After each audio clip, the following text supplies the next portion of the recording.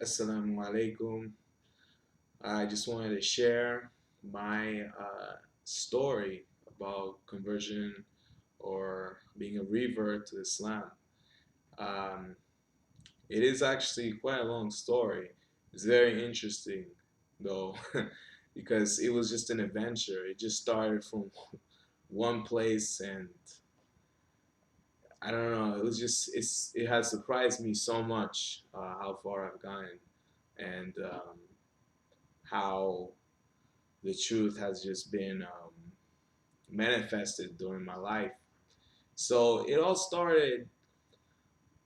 I had my memories of Muslim kids when I was younger in school, and my first memory of them was uh, when I was 10. I was in elementary school in Jackson Heights, and it was a school full of international people, people from all over the place. And that was easily my first impression of Muslims because there were many of them in that school. And in my class, there was about five, and I noticed how they were so united. Like I was like a little bit jealous in a way, and this is just coming from like a 10-year-old kid. I wasn't interested in the religion at all, but like I would see their unity and how proud they were of themselves, and it it did it impressed me. And I remember I was ironically I was put, or mashallah as God will, I was put in the same. It was like if you remember back then in school, the desks they would put them together, and so you would have like a group of desks, like five desks here and five desks there. I was put into the group where all the Muslim kids were together, and don't know why that was. I don't know if the kids actually decided to do that or not, but somehow that's how the classroom was. And I would talk to them. They would talk to me about religion, not me to them. And it was just weird. I never remember like anybody else at that age even talking to me about religion in school. And there was a point where one one Muslim girl with a hijab on, she asked me how many times have I read the Bible, and I'm like, I've never read the Bible. And I just remember seeing the shock in her face. Like she couldn't believe I did not read the Bible. And she looked at all of her other Muslim friends, and she was pretty much saying like, "How can that be? We've read the Quran multiple times. I mean, how do you know of your religion without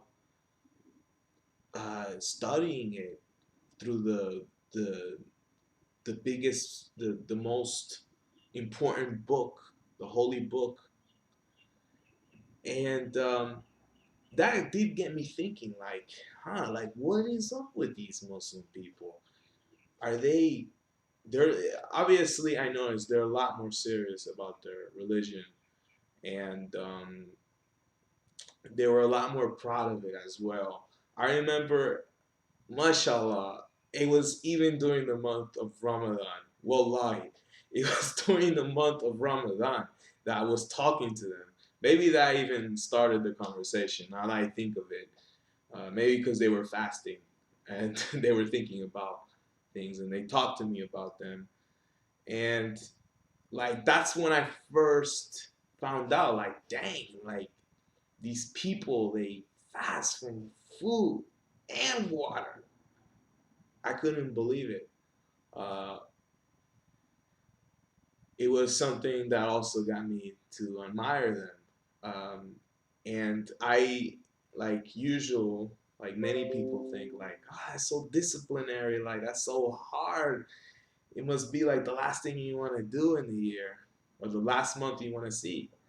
And their reaction was like, no, this is like the best month of the year.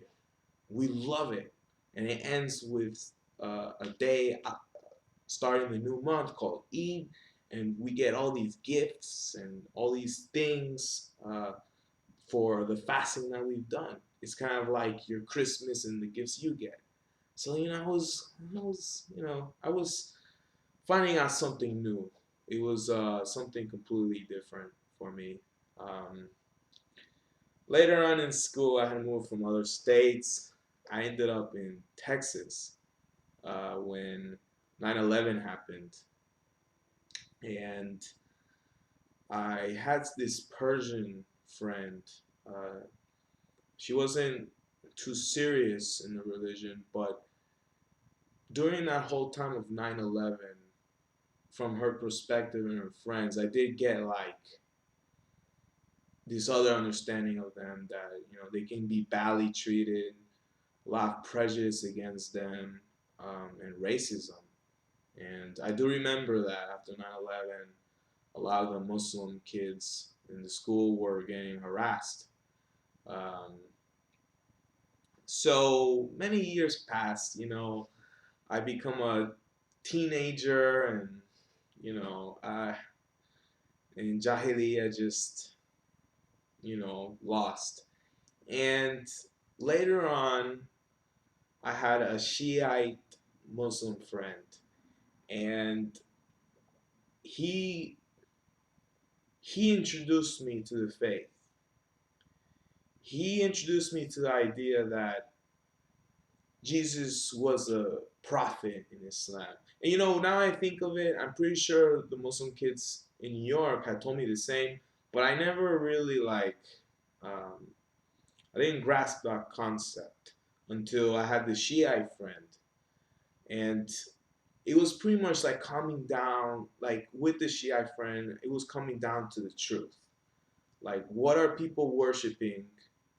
And uh, was this the message of the prophets?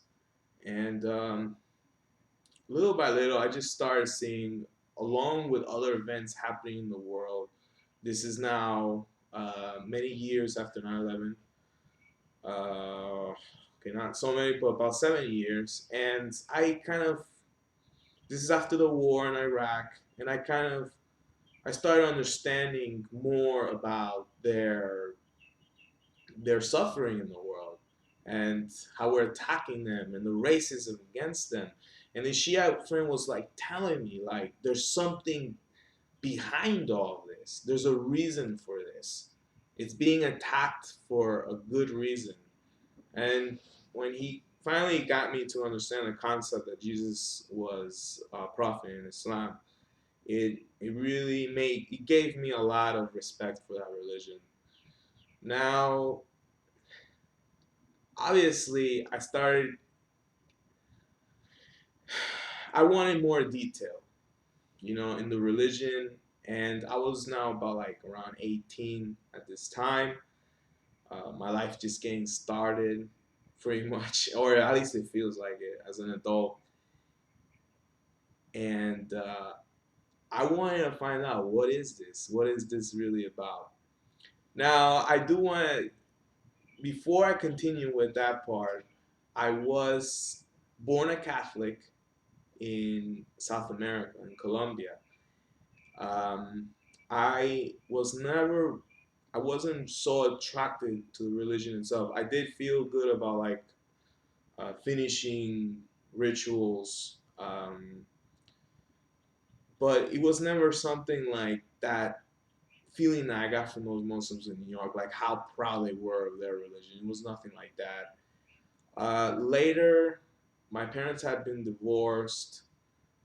This is around my teenage years, and my dad got married to an American woman, and she was a Protestant Christian, and she had invited me to her church, and there I did feel better in some way.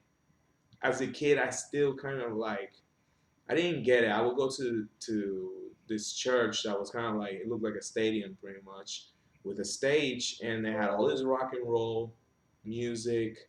I mean, not like aggressive rock and roll, but pretty much when it comes down to with the drums and electric guitars. Um, and I I do want to say this is one of my memories. I was there, and as a kid, and I gotta say this is like the fitra, like really.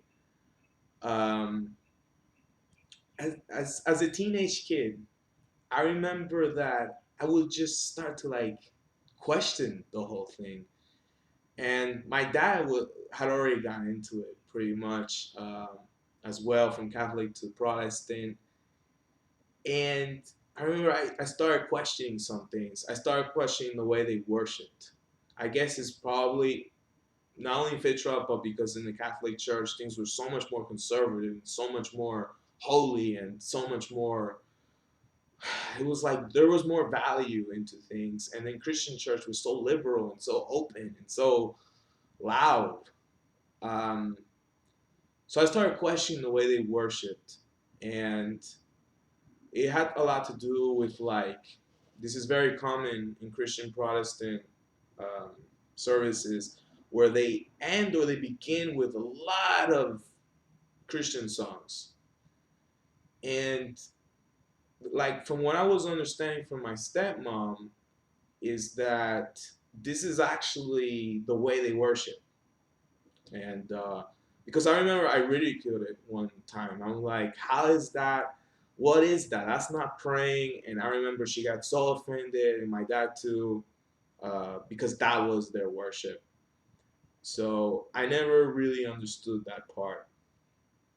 Um, Now that's just to give you my background on what was happening with me at the moment. I already had like a Protestant state of mind, Christian state of mind, as in I don't believe in popes. I gave up worshiping Virgin Mary. I was understanding the concepts of idolatry, not worshiping saints and stuff, from Catholic to Protestant. That's pretty much what happens. You kind of clean some of the shirk um, and get rid of it. And get closer to what Islam is, but not quite, obviously. So that's basically what I was believing. And I do gotta say that at the same time, not at the same time, but probably some years later, my own brother converted to Protestantism as well. He was someone that was not serious about religion at all. I remember when I was younger, I would like invite him to the church, Catholic or Protestant. He would never want to go. He was just lost. I don't know where he got married, and his wife was a Christian, and he got very interested after that. And he became so interested that he wanted to become a pastor. So he started studying the Christian religion and the he had the ambition of becoming a pastor one day. So he started studying theology at Dallas Baptist University. So this is where I'm coming from. Fast forward back now to what I was talking about with the Shiite. Now, when I'm 18, I was already Protestant from Catholicism to Protestant. I already understood the things of idolatry, the dangers of it, and the insult it is to that. My brother was a pastor too, or becoming one. So that is what was going on during my life um, at that time. So going back to all the things that I was learning from the Shiite Muslim, I didn't see him anymore. He had moved away, and it pretty much came down to me and my study after that. So I started studying a lot, and I just found that Shiism was not what I felt like in the fitra, like what I was looking for. Like after coming from Catholicism to Christianity, obviously I had this in my mind of Tawheed, going to Tawheed, looking for it, getting rid of the shirk. And I was just looking into Shiism and seeing them, of course, with the most famous school of thought that they have, which is the 12, or the infallibility of the Imams, the the I, I gotta say idolatrous aspect of believing in an Ali. Uh, this obviously it did not appeal to me at all, and it was easy for me because obviously the biggest sect in Islam is the Sunni sect. Um, it was easy for me to find the other aspect of Islam, the other perspective. I was getting too much into Shia politics and Iran and all these things, and like world events, what was going on. It was very political. The reason why I was even interested in Shia as well was because of that. Once again, because I saw what was going on to the Muslims. I didn't really understand the Sunni Shiite thing. I just saw that Shiites were kind of like responding more. It's usually their propaganda, actually, from what I understand, especially at that time. Um, so I started understanding the Sunni Islam, where now um, there is no infallible imams. Ali is not a god, and nor is Muhammad sallallahu alaihi wasallam. So it was exactly what I was looking for. I started understanding, and then one day I just went online, and I don't know how I got to it. I don't remember, but it was just said like, become a Muslim if you believe Muhammad is the prophet, and you believe that Allah is God, and there's no one worthy of worship except Him. Then say these words, and I remember I was trying to read them. It was so weird. Ashhadu an la ilaha illallah wa ashhadu anna Muhammadan Rasulullah. And I just said that one day. I wasn't like, I didn't really understand it. It was more like that's already what I believed in. I wasn't thinking about everything I had to do. It was just that's what I believe in. I'm saying those words because these are the words that represent what I have become, and it represents what I have found after all the research. This is what I find to be the truth. So that was it was in probably 2009. Um, so like after a year of study, and I just said that it was just the natural fitra, and everything else that I was thinking of is like I can just research everything else. I'm a Muslim now. This is what I believe in. I'll research, and if I find any doubt in it, then maybe I'll just uh, just reverse what I had said. You know, so I had this. It was like a commitment I made into finding out more about this truth that I already feel that is the truth. And this is where now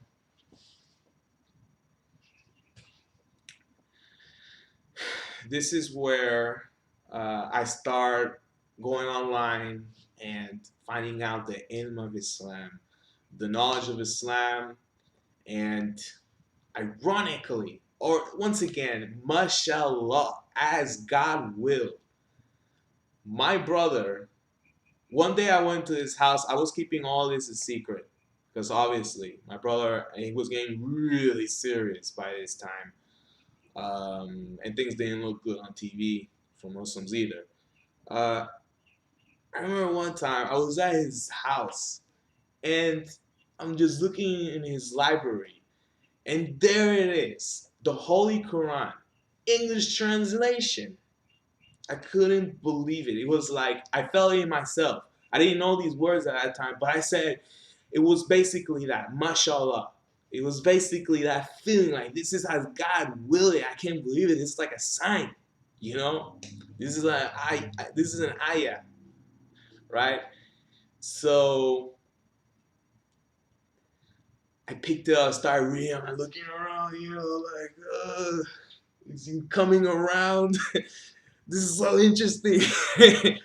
And he came in the room, and I was still reading it, and he got a little weird, and I asked him, "Hey, let me borrow this. Let me borrow this book. It's very interesting. And he's like, sure, sure, as long as it's like it's gonna help you believe more in God and our Savior Jesus Christ. If you find that it's that interesting, um, it was like he knew it himself. And whatever seminar that he was in, they had him read that book. It was done by Muslim translators as well. Um, so it wasn't like a special edition for Christian theologists or anything. And they gave it to him so I guess they can understand more about Islam. He never really read it though. I found that out during the years. And it was like,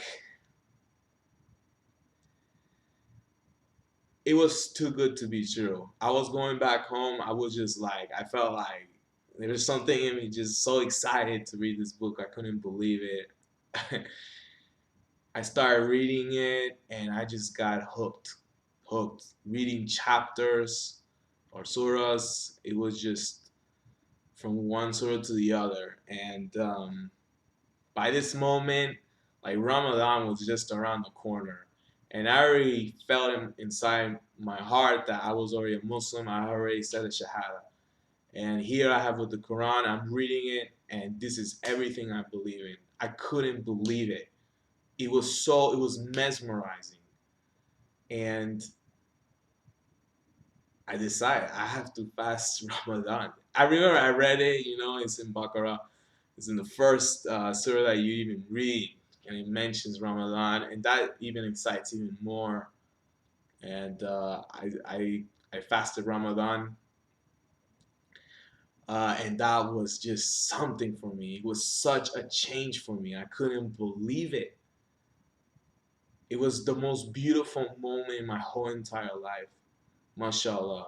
Walhamdulillahi Rabbil Alameen. I couldn't believe it. And it was at that in that same month where I found videos from Bayina, and that led me. Bayina is a company that teaches Quranic Arabic.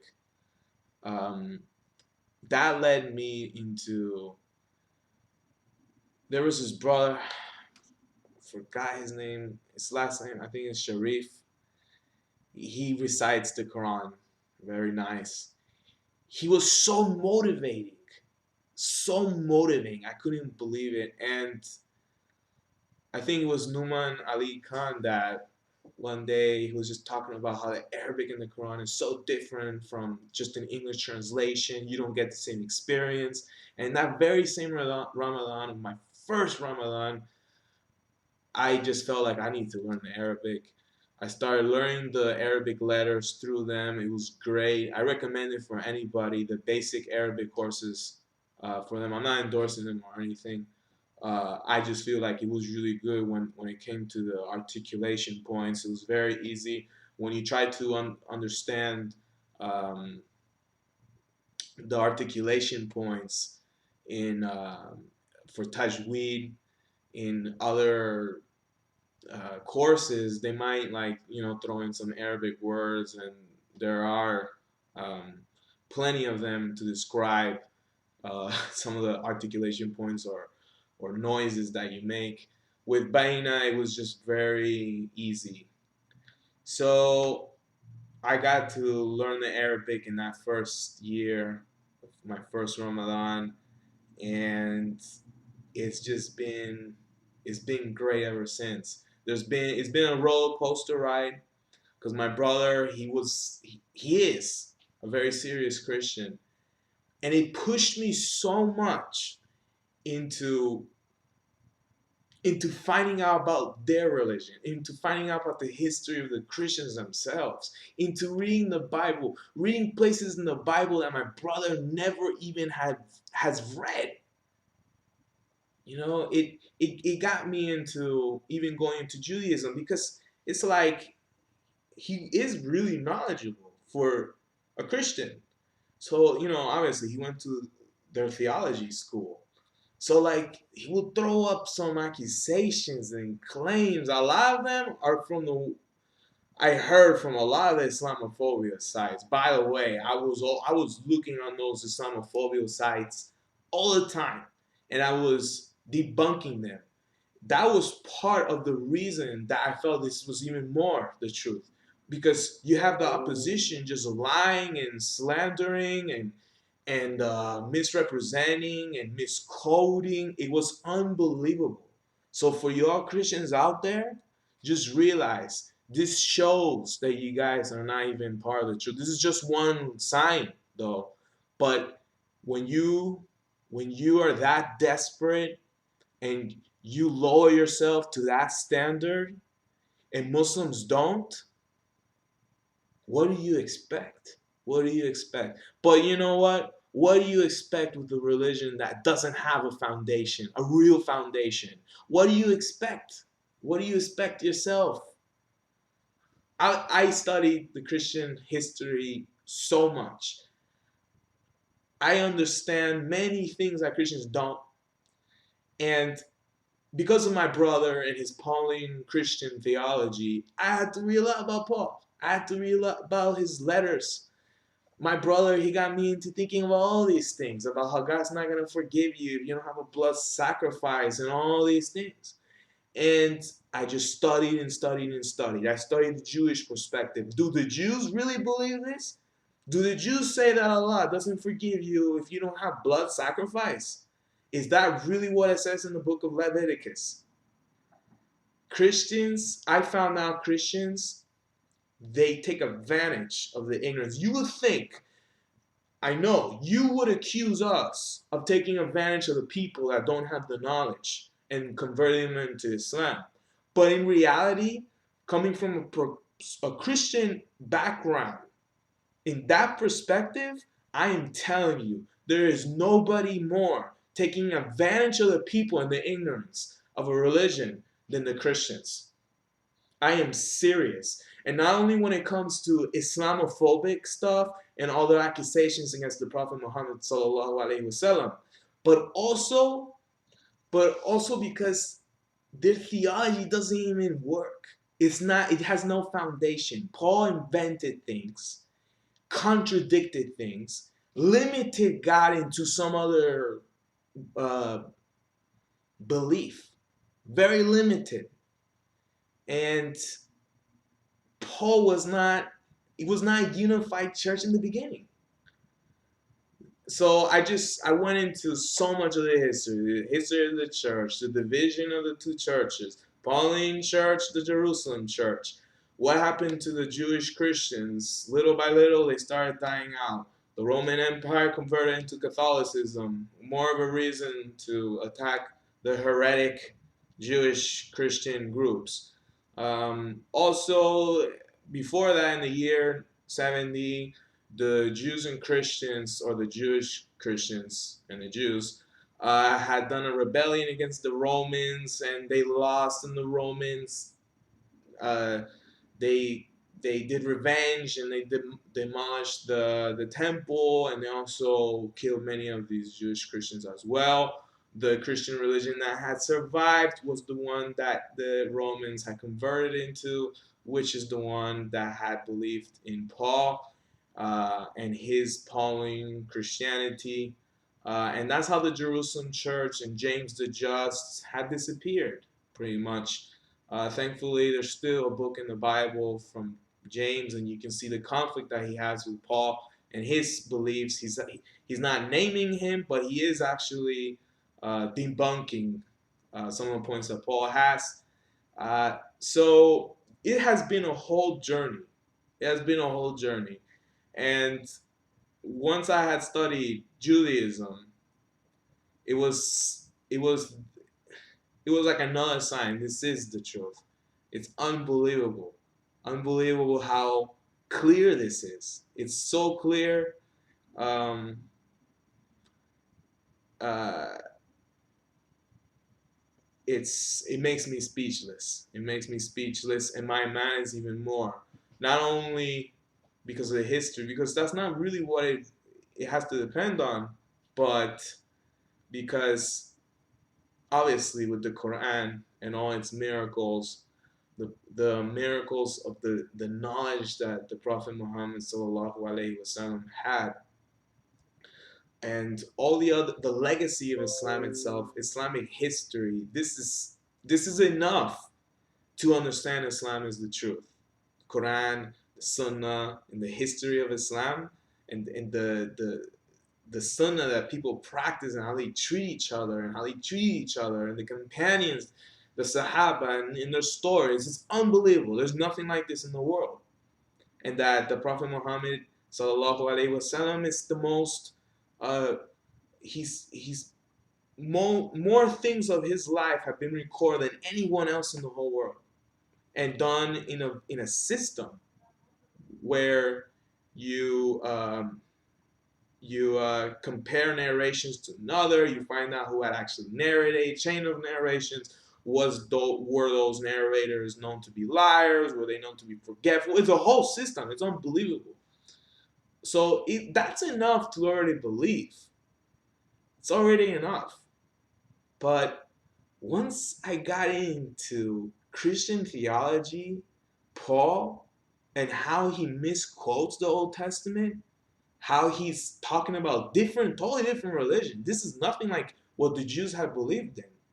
Uh, and for y'all Christians out there, I'm just gonna give you a little example because you'll probably leave comments below trying to,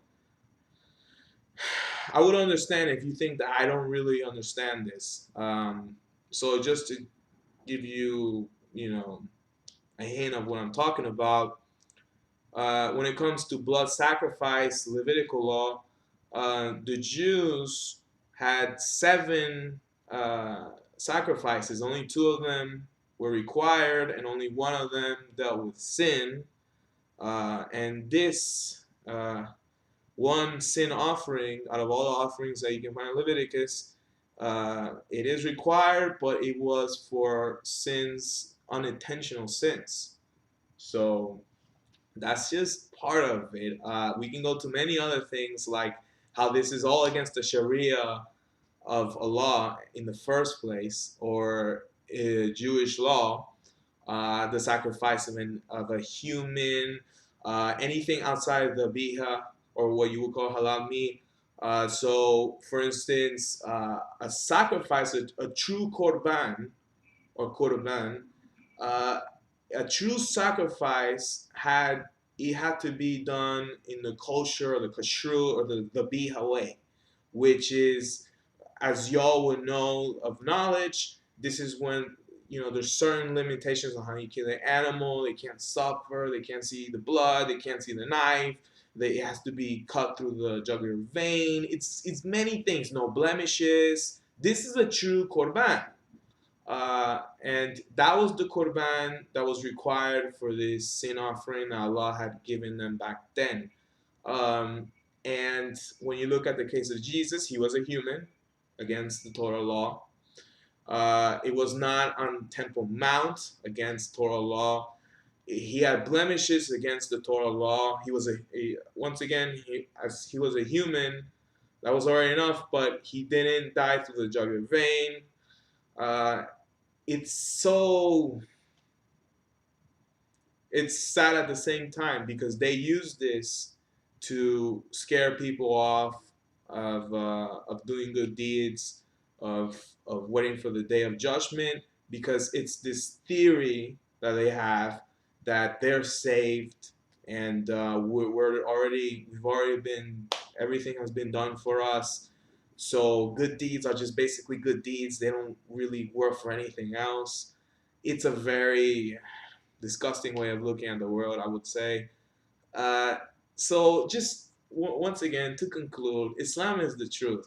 Ashhadu an la ilaha illallah wa ashhadu anna Muhammadan Rasulullah. And of course, just to mention, when I was going through all those Islamophobic websites, a lot of it had to do with the terrorism aspect. And little by little, I just noticed how terrorism was not what the Quran was talking about, or saying that we needed to do, that type of jihad that we see on TV, and also um,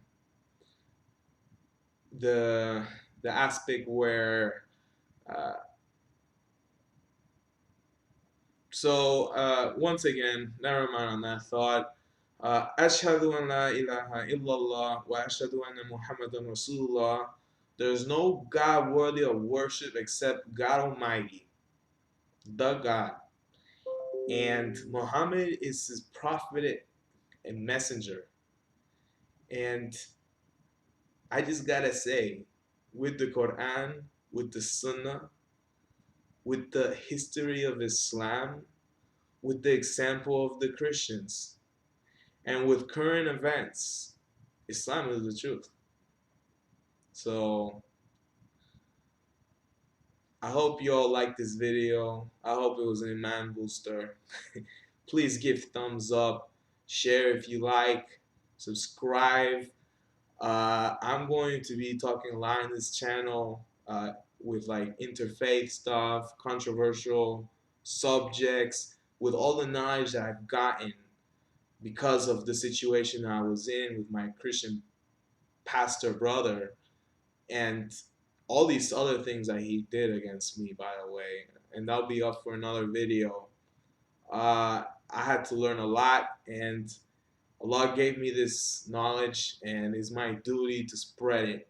So I like to get into these subjects. I like to debate as well, and if it's for the cause of Islam, I'm all up for it. So please subscribe, and you know, I'll keep uploading videos, inshallah. Assalamu alaikum wa rahmatullahi wa barakatuh.